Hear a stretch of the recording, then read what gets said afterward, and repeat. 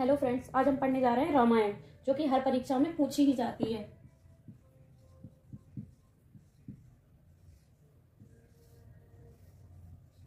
सबसे पहले देखेंगे रामायण के रचयिता। रामायण के रचयिता कौन है? वाल्मीकि।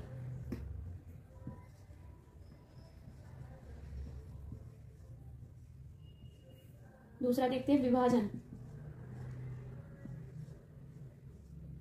विभाजन हुआ है कांडों में। रस, कौन सा रस प्रयुक्त किया गया है रामायण में? करुण रस। नायक, रामायण के नायक हैं राम। नायिका, नायिका है सीता। प्रतिनायक, प्रतिनायक है रावण। दोस्तों, प्रतिनायक उसे कहते हैं जो अपना विरोधी होता है। रचनाकाल, रचनाकाल है त्रेता युग। देखते हैं रामायण के संस्करण। दोस्तों, ये संस्करण हर परीक्षा में पूछे जाते हैं, तो आप प्लीज ध्यान से देख लीजिएगा इन्हें। पहला है बंबई संस्करण।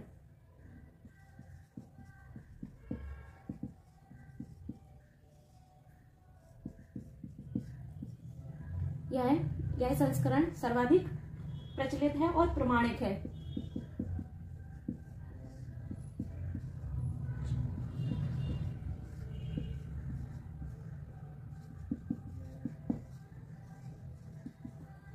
इसका अन्य नाम देवनागरी संस्करण भी है।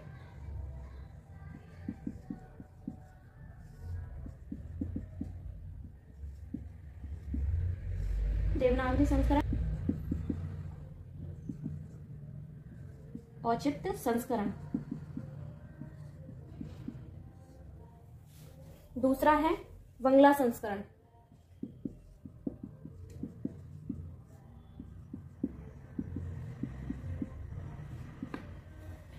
इसको गौड़ीय संस्करण कहते हैं।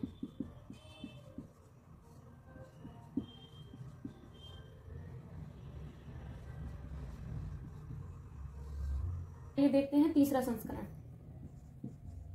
पश्चिमोत्तर संस्करण। इसे कश्मीर संस्करण भी कहते हैं।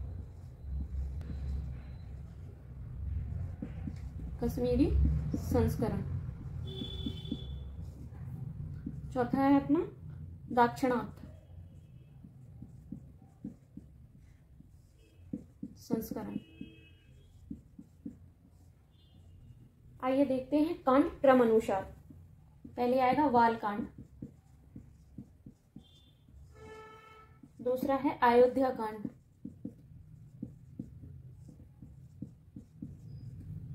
तीसरा है अरण्य कांड,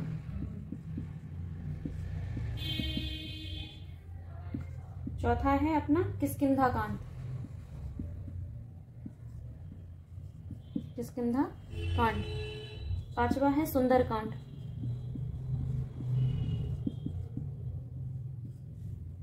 छठवा है युद्ध कांड।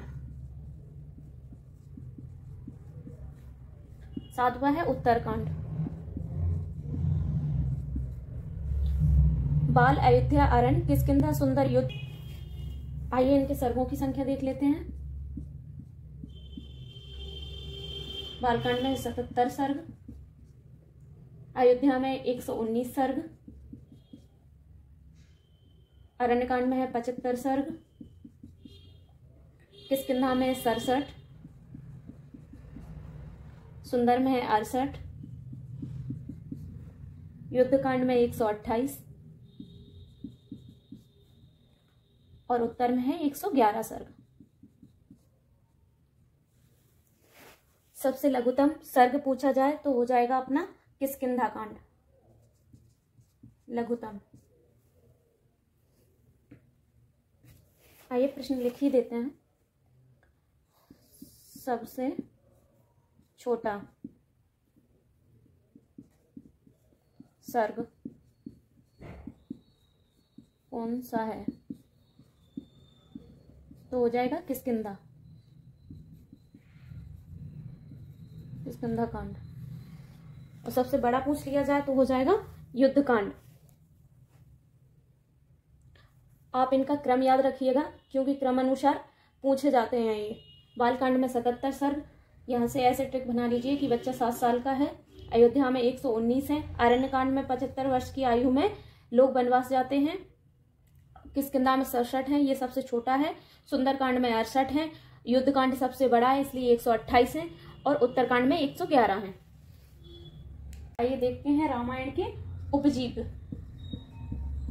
उपजीव्य काव्य कौन कौन से हैं? पहले आएंगे कालिदास। कालिदास ने रामायण पर कौन से काव्य लिखे? तो उन्होंने लिखा है 1 रघुवंशम।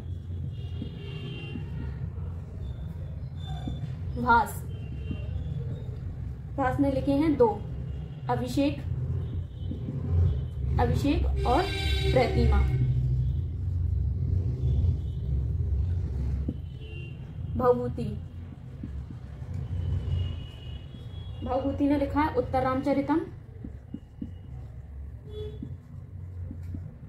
रामचरितम और महावीर चरितम।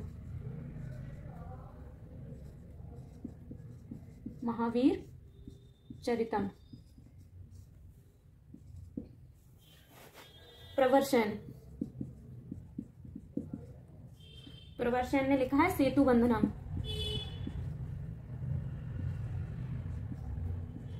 बंधनम।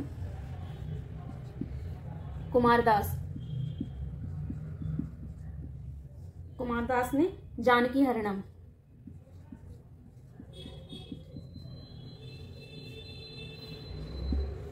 भट्टी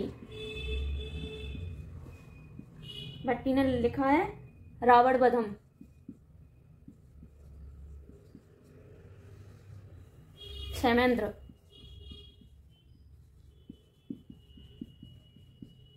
क्षेमेंद्र ने लिखा है रामायण मंजरी।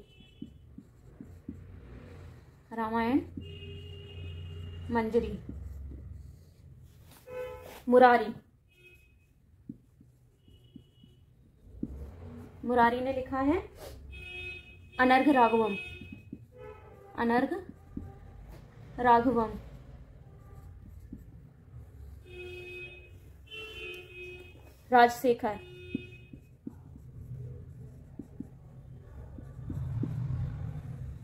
राजशेखर ने लिखा है बाल रामायणम।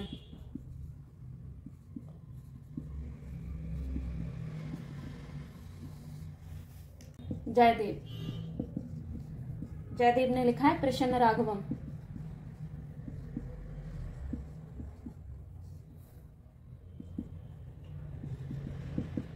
भोज ने लिखा है रामायण चंपू।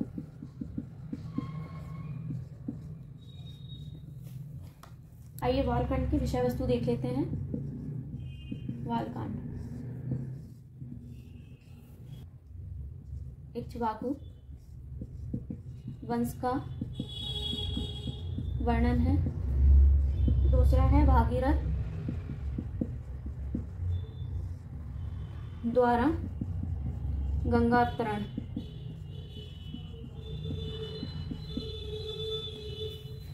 तीसरा है दशरथ विवाह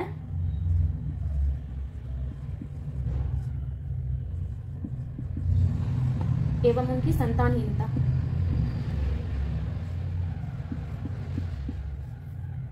चौथा है दशरथ द्वारा जातेष्टि यज्ञ।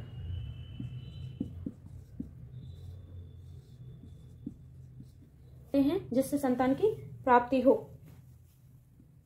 आज 5वां पॉइंट देखते हैं। आइए रामादि 4 भाइयों का जन्म।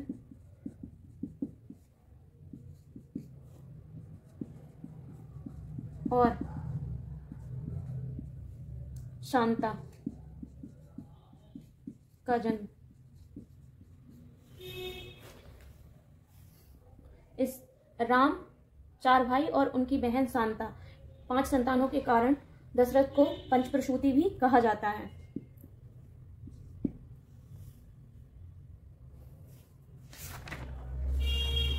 ताड़का वध,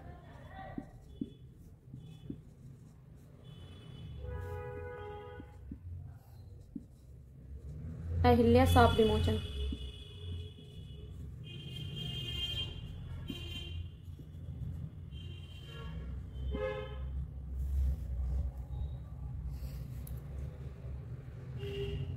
देखो इसमें एक तो इक्ष्वाकु वंश का वर्णन मोस्ट है, दूसरा है भागीरथ द्वारा गंगा अवतरण, और ताड़का वध, अहिल्या शाप विमोचन। इनको आप ध्यान से देख लीजिए क्योंकि ये परीक्षा में पूछे ही जाते हैं। और एक इम्पोर्टेंट पॉइंट ये भी है, राम द्वारा धनुष भंग करना।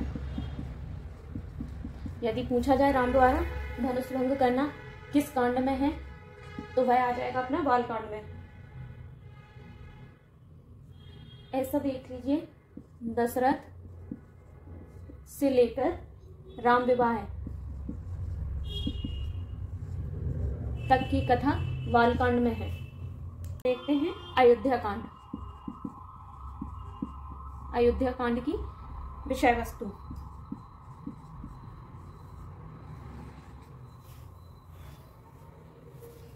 विवाह के बाद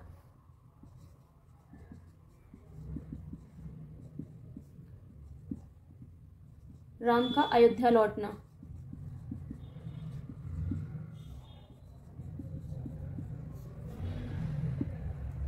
दूसरा है राम का राज्याभिषेक।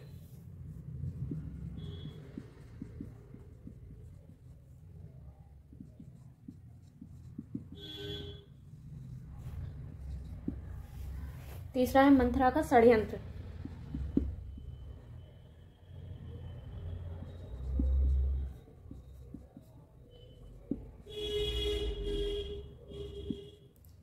मंथरा का षड्यंत्र और कैकेयी का 2 वरदान मांगना।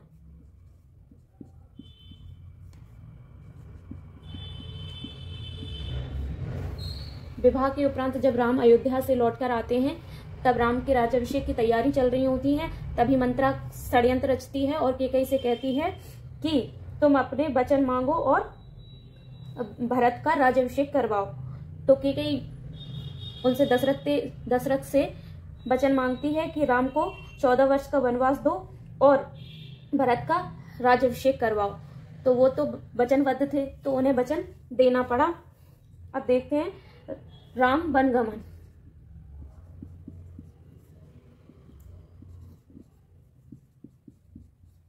राम वनगमन और राम भरत मिलाप।